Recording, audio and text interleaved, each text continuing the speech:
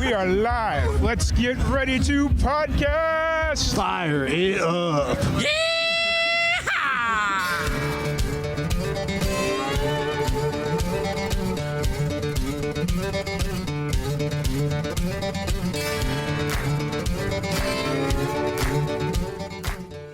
Welcome back to another live and amplified Indiefusion podcast. I'm your host, Tom Kwiat, and we are back at it again with another amazing podcast. We are live at Dripping Springs Songwriters Festival at Hudson's on Mercer, and we got Sarah Clanton with us. How's it going? It's going great. Thanks for having me, Tom. Yeah, I'm excited to have you. Excited to sit down and chat a little bit. So, yes. How was that trip in from Nashville? So easy, actually. Really? So easy. I'm one of those people that likes to get to the airport early. I don't care if I'm sitting at the gate for an hour. I just like, my anxiety is much better if I just get there early. It was super easy. Right. Mm-hmm. Well, it's that TSA. That TSA just kind of, it's like you never know what's going to happen there. Right. So. Well, I got TSA pre. Oh. Well, my dad would be happy with that. He's been telling me to get TSA pre forever. Super worth it. Super worth it. I don't fly though, so. Oh well, then maybe not. But then again, we are trying to go some like England and Australia next year, so it's like maybe next year. Well, I highly recommend Iceland Air. Just took that recently. Very comfy, nice. Very nice, cool. Nice. So you've been in Texas now since Wednesday, you That's said. Right. Mm-hmm. How's are you adjusting to this random weather that we've been having? Oh, is this random? Is it hotter than usual? Yes. Or okay. Yes. Yeah, it's like, so I live in Nashville, and it's just been getting to like 55 at night and 70 something during the day. It's been so nice. I looked at the weather to come here. I was like, all right, well, I got to dress like it's summer again. Right. So yeah, but it's great. It's random. But you know, they keep saying that, and every year it's just kind of random. It's like, I don't care. Right. Once we get to January, it's going to start raining and snowing and all that jazz, and everybody's going to be pissed. So it's like, okay, I don't really care. So you're based out of Nashville. Where are you from originally? I like to say I'm a tumbleweed blowing in the wind. Nice. I was born in Maryland, and then we lived in Colorado for a while, and then I've lived in Georgia, South Carolina, France, and I've been in Nashville for 11 years. Oh, nice. Yeah. Military or just kind of? No, I get that a lot, but my dad, he's retired now, but he was a nuclear engineer, and it just happened that we moved around a bunch. So, government. No, I'm just kidding. I mean, probably by proxy. I have always joked that, like, it took me until my early adulthood to kind of understand what my dad does or did. And, like, for all I know, he could be working for the CIA. And, you know, he's just a good secret keeper. It's the, any one of those movies where, like, the dad presents to be one thing, but in reality, he's like a secret agent spy or something. That would be great for my eventual memoir. Right. The daughter of a secret agent man or something. Oh, see? I'll call you. I'll be like, help me with this idea. But, so you kind of floated around. Where it was music kind of always there? How'd you get introduced to that? Well, my mom was an opera singer. Okay. My parents both loved music. So it was always around, but I started piano when I was 5. And then when we moved to Colorado, when I was 9 years old, they gave us a petting zoo instrument room situation. Like, you got to go try a bunch of things, and I sat down with the cello and I was like, This is it, let's do that. Sweet. And was that something that you started doing in school, or was that more outside of school? No, it was in school. The public schools in Colorado are pretty great, and so I actually didn't take any private lessons till much later.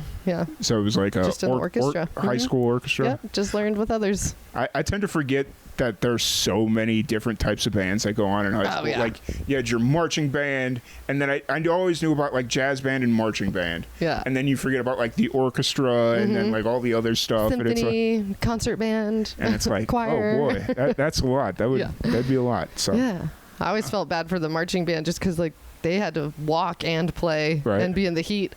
Right. Especially the drummers that had the giant drums. The bass drum, I wasn't too concerned about that because that just looks fun, and then the kids playing the snares. But the guys I always felt really bad for had the 5 toms or whatever. Oh, that big old rig on them, and I'm like lean forward. And it's always like the littlest kids out of everybody that was playing that, and it's like, yo, how do you pull that off? You got to have like the strongest back muscle. And a good chiropractor. And a very good chiropractor. So that's funny.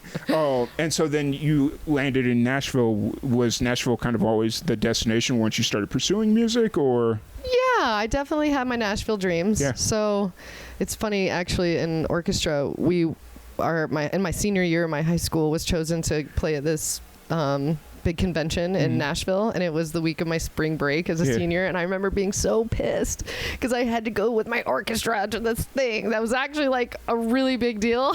That was such an honor to be there, which I really like figured out much later. But I had no idea, like that would have been early 2000s, like no idea that I would have been wanting to move to Nashville. But I had an internship where I wrote music for commercials when I was in college. Nice. And I went to Furman University in Greenville, South Carolina, went to Nashville, did this internship, and I was 21. I was still in the orchestra. I still had never even heard of an open mic. Yeah. So I was just writing music for commercials. I was terrified to be in front of the mic. My stage fright was terrible. And but after that, it started to, like, a serious seed was planted. So I decided by my 30th birthday I would move to Nashville, and in my 30th year I did. Nice. That's cool. You don't hear a lot about internships doing commercials, I'm guessing it was more like jingle writing. Yeah, like companies would come to us. I sang on stuff like Capital One, Jersey Mike's. I got to write for some other things, but yeah, companies would bring us ideas and we would write to the idea. It was really fun. That's always kind of, with Live and Amplified, that's always kind of been a dream of mine, is to open up like an agency type situation where we do that sort of thing. Yeah. But because that's what I do in my day job now. I do marketing and advertising and stuff like that. But as I see the trends changing, it's like, they're like, you'll see some people that want to stand out that'll go get like a jingle made, but most of the time it's either just whatever generic thing you can get off of, like Universal Productions or whatever. And then every once in a while somebody has the money to go like license something. Yeah, you're right. It's a totally different world now. I have not myself with my music been synced yet. Yeah. But I work with people who, like, I've played on some things, and but yeah, there's a lot of I noticed, actually, this is so random. I noticed when I've been rewatching Buffy the Vampire Slayer. It's my favorite show when I was a young gal.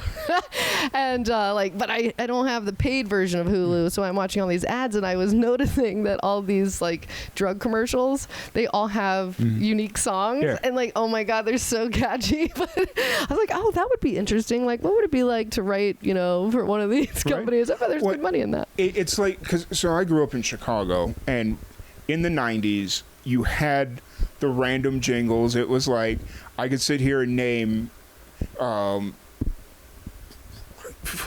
every radio jingle or every like radio thing or every... What's the first one that comes to mind? The 588-2300 Yes, I remember that one. I remember that one. And then that, because I think they were a Chicago company that kind of went national. That's funny. And then there was this other one. It's very similar. It was for another carpet company called Luna. I always get their, because it's like the same thing where it's like their phone number, and I always get the phone numbers mixed up. So I'll do like Empire's phone number with Luna, That's so funny. No, the first one that came to mind for me was plug it in, plug it in. The Mentos, the Fresh Maker. Yep. That's so funny. And then, I don't know why the Oscar Mayer one came to me. Yeah. Barbaloni has a first name. Exactly. Who doesn't love to see the giant wiener mobile, like, on the road? Right. It's, I think that's kind of, now that advertising is just becoming more digital, I think you'll see more of a shift to people trying to find some like unique branding, like, yeah, absolutely. And so I think the sync placement, like, I mean, sync has always been a really decent moneymaker for a lot of musicians because there's so many content creators. Like Hallmark makes a new movie every 3 days. Good point. So it's like I'll talk to musicians. They'll be like, yeah, I might have a sync placement thing coming up. I'm like, okay, cool. Let me know like when it comes out. And 9 times out of 10, it's like, oh yeah, it's a Hallmark movie, and I'm like, yeah, that tracks. Like, I mean, if it pays, it pays. That's right. Why not? Probably pays better than Spotify. But I didn't say most likely. So you're based out of Nashville. What are you kind of working on creatively for yourself? Are you like writing, recording? Where are you kind of at in that vein? I love this question because I have been like, where am I? What am I doing with my life? No.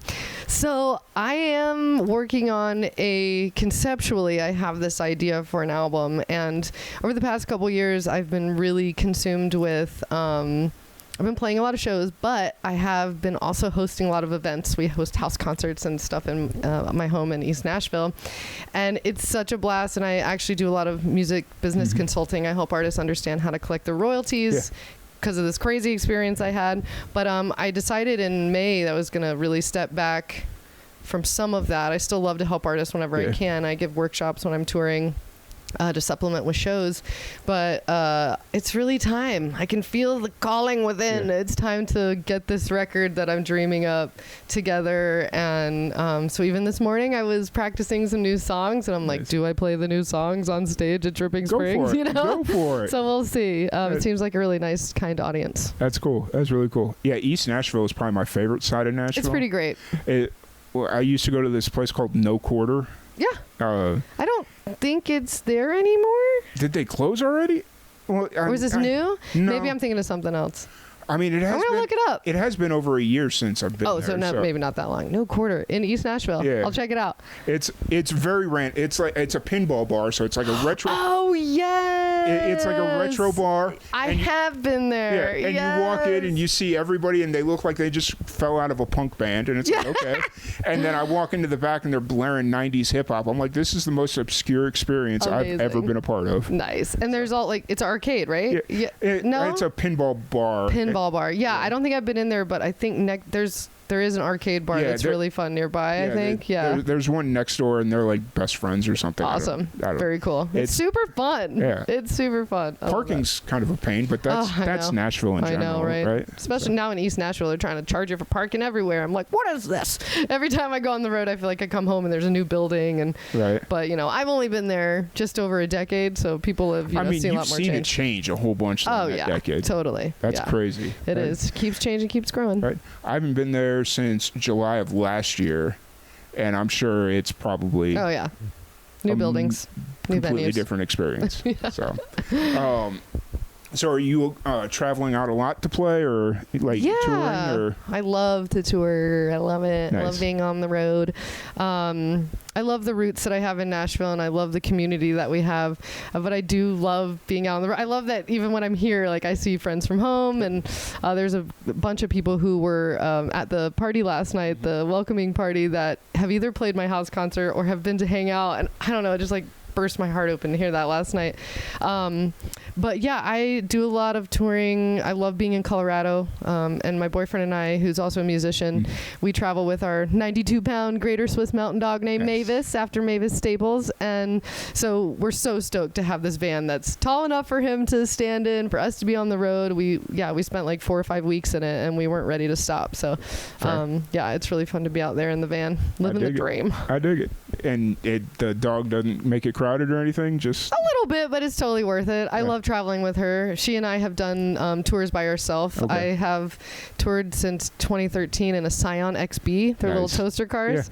And she's not allowed to leave town anymore because she's got just shy of 300,000 miles on it. And I have traveled everywhere in that car, from Vermont to Key West to California to top of Mount Shasta. And Mavis has come with me on a lot of those trips. That's how my old car was. I had just south of 200,000 on it. Yeah.